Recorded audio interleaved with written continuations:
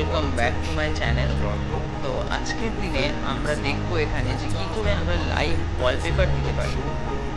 So live wallpaper দেওয়ার জন্য সবার ফার্স্টে লাইভ ওয়ালপেপার এখানে ডাউনলোড করে নিই।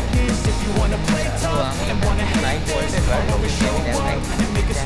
লাইভ ওয়ালপেপার ডাউনলোড করে লাইভ ওয়ালপেপার ডাউনলোড করা আছে। এইগুলোকে আমার দেওয়ার জন্য সবার ফার্স্টে আমাকে এখানে রাইট ক্লিক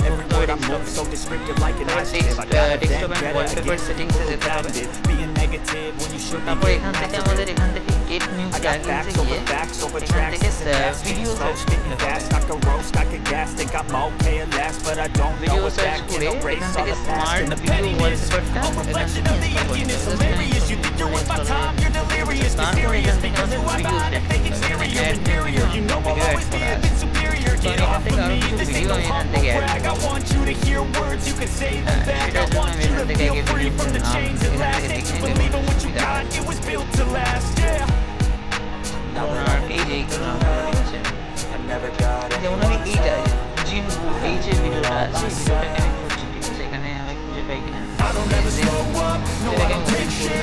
অথবা আবার এখান থেকে অ্যাড নিউ ভিডিও দেখে এখানে আমরা এখানে মাল্টিপল ভিডিও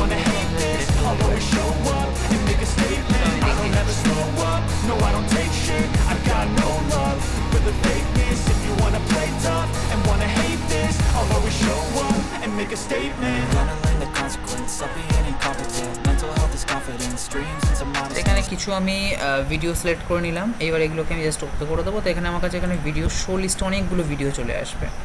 তো এখানে আমাদের যে যে ভিডিওগুলোকে দরকার আমি চাইলে সবকটাকে টিক করতে পারি, তাহলে একটা সার্টেন টাইম পর সবকটা চেঞ্জ হতে থাকবে।